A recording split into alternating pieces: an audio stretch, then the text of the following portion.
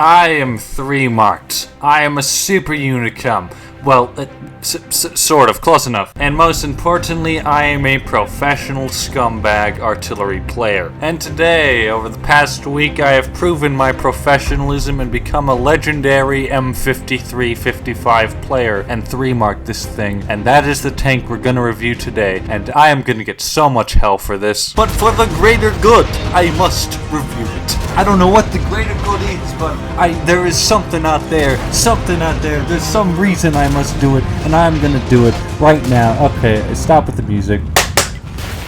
So there's 2 things I'm just going to get out of the way with quickly. First off, in case you're unfamiliar with the garage, yes, this is on console, and the one big distinction you need to understand is that artillery on console is pre-stun mechanic artillery. So big damage, longer reloads, no stunning, etc, etc. But the other thing I need to mention is I'm probably going to blaze through the stats because while I know a lot of people might like the reviews somebody like Quickybaby would do where they go in depth on very precise stats, honestly, I don't think every precise stat matters, not because it's an artillery, just I don't think it really matters. I'll just give you my opinion on whether something is good or bad and point out anything notable if I feel as if it's necessary. Anyway, let me stop rambling and let me start reviewing this tank. Starting off with the mobility, it's pretty good, and in fact it's probably the best at tier 9 except for the other batch head artillery. You go 56, you have a very good power to weight ratio, and it goes backwards at a pretty good rate also. The traverse isn't bad on the turret and the tracks, and one mention I'm going to make on the turret, even though this does not necessarily fit into mobility. The amount the gun can turn left to right is very good. 30 to the left, 30 to the right. I don't know if that's the exact amount, but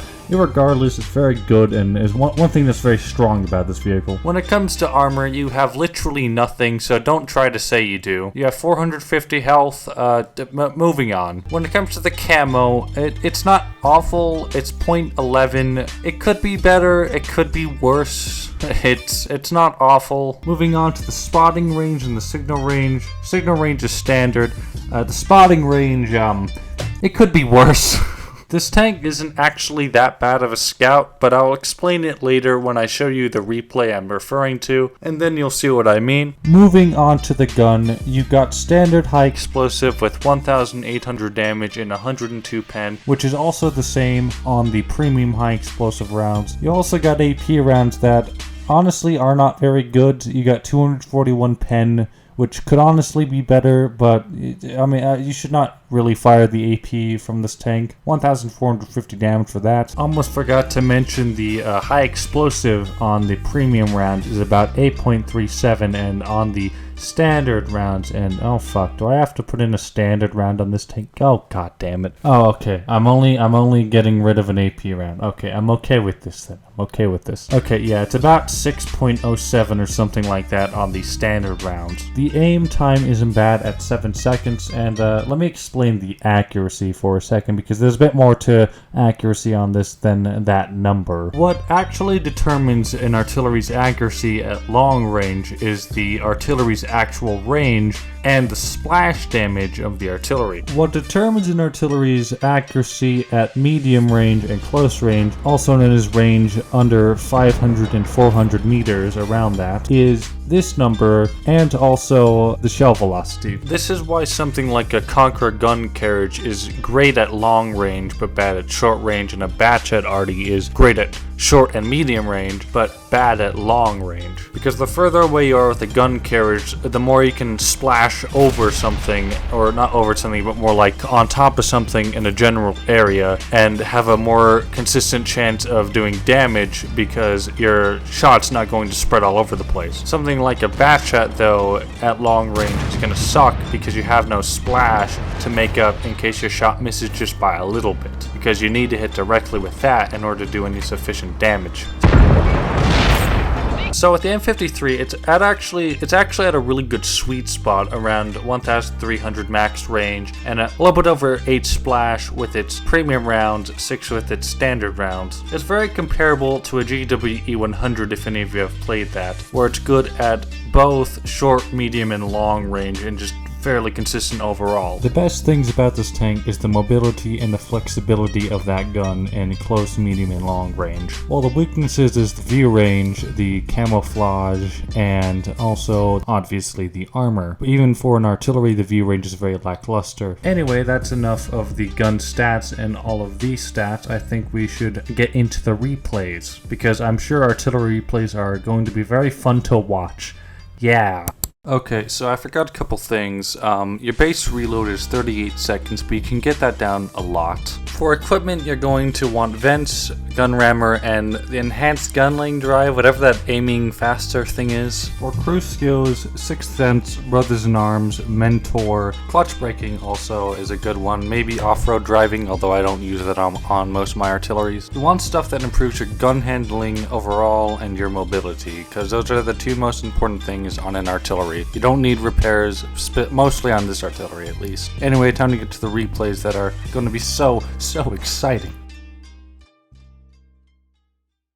Alright, so with this first replay, this is going to be a quick one because I did mention I'd show you some scouting, but before I show you that, I just want to show you some prime examples of targets you want to be shooting with any artillery, and that is targets that are really close to each other, and especially at long range. Because at long range you can actually shoot over many stuff, as I said before, and as you can see, I hit the E5 and the other guy for a total of 1,000 damage combined there, and you know, good target acquisition. But as I said before, this is not a bad scout vehicle, because if it's speed and it's very good turret, and the fact that it's a very good artillery. Now, the way you want to scout in this is, you can only do this if you are a master artillery player. You want to channel your artillery energy into a fellow artillery on your team, and what that will do is that will enhance their power and allow them to cover you 100% successfully. And as you can see, this Super Conqueror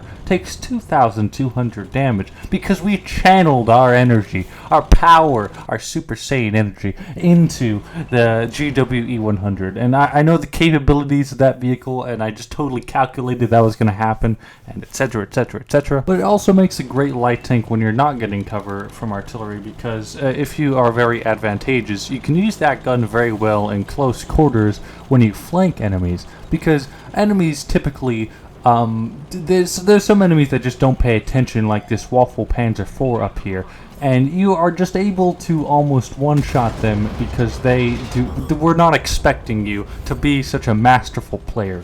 And, you know, as you can see, we're also up to like 4,000 spotting damage. This game was a mastery, by the way. Alright, moving on. I just want to get that game out of the way with, because I might show this occasionally in the background of some of my videos. This next match is going to be also rather quick, but I think it really highlights what you can do with the mobility and the flexibility of this tank. Since we effectively have best in class at this tier mobility, and probably some of the best mobility for an artillery in the entire game, and also 5 degrees of gun depression, which I forgot to mention before, you can do a lot with this machine. As you can see, we're gonna pull up here and get a shot into the waffle, but we're not gonna fire instantly because that would be stupid. We're gonna aim for a couple seconds, or until he realizes that he's being aimed in at by an artillery, and then we're going to fire and hit him and penetrate him for about 1,900 damage. There's this Conqueror below me, and I got a feeling I might be able to penetrate him on the top of his tank, so I'm going to lurch forward using my 5 degrees of gun depression and get a shot down into him. Well, anyway, we're in a rough situation, and the Batchet's about to try to come up and kill me and the other 212A, so we're going to get out of dodge using the mobility and go down into this little dip while we reload. Now, I could wait for them to come around the corner, but I'm actually going to be a bit aggressive here and take a risk, maybe a gamble, that the Batchet is reloading,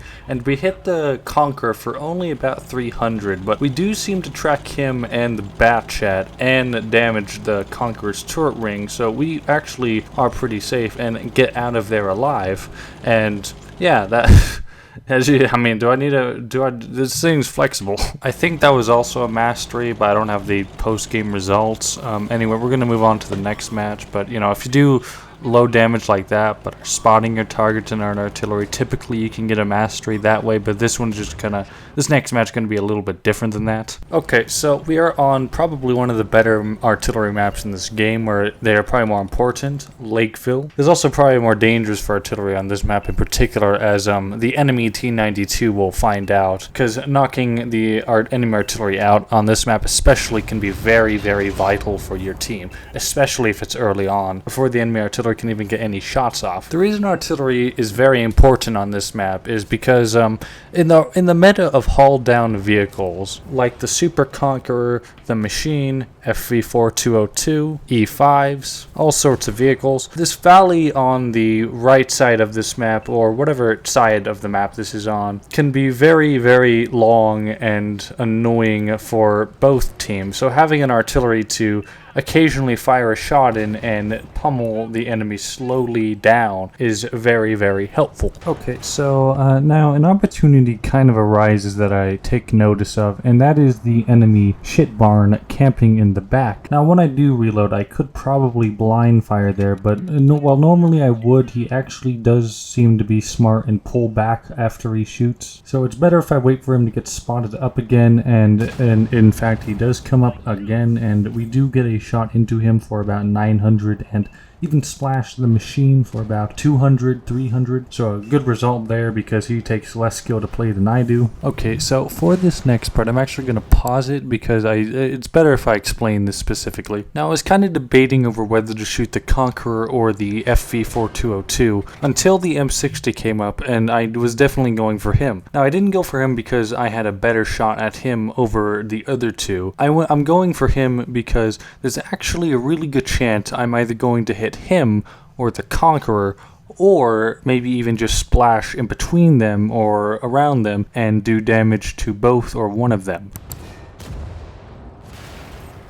And in fact, I do actually hit the Conqueror for about 850 damage. I wanted to point that out because not a lot of people really think about stuff like that, I think. Okay, so with this next part, I see another advantageous shot at a Death Star in the back of the map. And unbelievably, I missed a shot. I know, yes, guys, I'm sorry, I can occasionally miss a shot. I know it's insane to think. I can already hear people typing in the comments, oh, it's all RNG, oh, it takes no skill, you've just been lucky, it's all been luck. Okay, anyway, we do miss that shot. So I'm going to continue to focus the majority of my attention to this middle section, and I'm going to show that M60 why he really should not have gone that side of the map. And we get a good hit on him. You know, a good while is going to pass where I'm going to try to get some shots in, but they're not really going to prevail to too much. About 230 splash on the Conqueror at one point, followed by one quick snapshot I kind of tried to take because I saw an opportunity of possibly hitting the FE4202 and the Conqueror, or, well, not hitting, but splashing them, but it doesn't pay off at all. And the one annoying thing about the side of the map for an artillery, or just this map in general, focusing down this tunnel, lane, whatever you want to call this, is that typically you're either going to hit directly or you're just going to miss completely due to the angling or the angles of the hills and the slopes. For example, this Death Star is like at a negative slope towards us is what I'm going to call it. We don't have an advantageous shot at him because of the angling of the slope he's on. Whereas, per se, if I were to shoot somebody on our side, I'd have a much better shot because I would probably, if not hit, be able to at least splash around their area. Whereas there's a much higher chance of the shots missing down this alleyway at me shooting at the Death Star. But fortunately, you know, the accuracy does come in handy here, being good at mid-range, and we do in fact hit the Death Star. Now I'm about to move for the first time at this point in the match because I haven't had to worry about artillery counter battery fire, and I've had pretty good shots so far for the majority of the match. So we're going to reposition to get better shots because we're also losing the other side of the map. So now we're pre-aiming on this corner, trying to get a shot and kill one of these people, and we fortunately get a good shot on the Death Star here who pops out to try to, be skillless and all. We get a good shot on him and finish him off, so that reduces the amount of skillless tanks that are in the match. And while I could stay back here behind this area, I'm going to push up with my team and support them because, as I said before, this is effectively a medium light tank almost with no health. And the team also does push up with me, so obviously I push up with them, and, well, I'm aiming at the Death Star star here, and I want to point this out also. You can see that I'm not aiming at him directly, I'm aiming around his area to try to splash next to him, because if I splash next to him, I'm probably going to kill him because this thing has 8 meters of splash damage, or splash radius, and we do in fact kill him.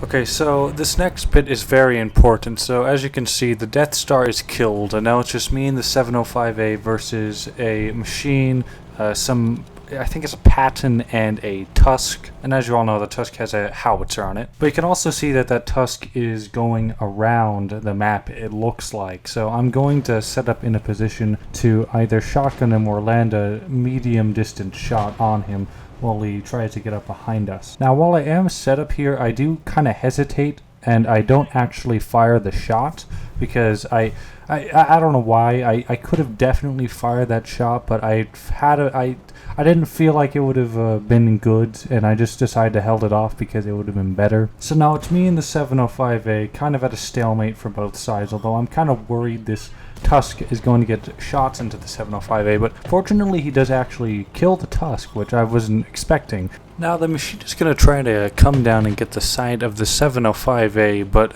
realizes he needs to turn his attention towards me and puts his final shot into me, and goes for the ram, but luckily I do put an 800 damage shot into him and track him, and he does miss the ram on us, but you know, as you can see, even us lightly tapping him takes off 40 health, so we got to be really careful here. We're going to try to get around the side here or something like that, and what the fuck? What is this? What? Is there some footage error? Great. Just great. Well, I gotta work with what I have. Okay, so basically what happens is the Patton Gum comes forward, tries to kill me or the 705A, but the 705 kills him, and the machine focuses me, kills me, and gets killed by the 705A because that's really the person he probably should have been shooting all along. Or probably just should not have been aggressive like that. Irregardless, the match is a victory, and we come out of the match with about 7,000 damage, a mastery badge, a high caliber kind of expectedly, and also a Gores medal, which, you know, kind of expected, doing that much damage, along with 3 kills. Got got second on the team with like 1,000 something base experience. Who really cares? And we also lost money because, you know, I'm filthy and I spam gold in this thing and run food because I am just disgusting. So to wrap things up, I 100% would recommend this machine to any artillery player. I think it is probably the best all-around tier 9 artillery. I don't think it's overpowered or anything. I just think that this is very good compared to a lot of the other same tier artillery, mostly because of the mobility and the stuff you can do with that. You can't do a lot of what I did in the replays in a 212A. You probably can't do a lot of the stuff I did in a GW Tiger, and you probably can't do a lot of, well, you might be able to do some of the stuff in an FE3 805 and definitely maybe a Batchat. I think this tank is very similar to the tier 10 GW E100, as in that it's just really good all around. As I said before, the gun is very consistent. Your gun arc isn't bad, and you got decent mobility. I think the reason this particular artillery stands out is that most of the other same tier artillery kind of suck, except for the FE3 805 and maybe even the GW Tiger. Anyway, that's going to do it for today's video and the review. If you enjoyed the video, then please drop a like, and if you think you would enjoy the content, then, you know, subscribe. You'll see another video from me whenever I upload again, because it's kind of random, but, you know, it's probably at least within like a week or two. Mostly because I have another channel I try to upload every Friday to. I will see you in the next video. Goodbye.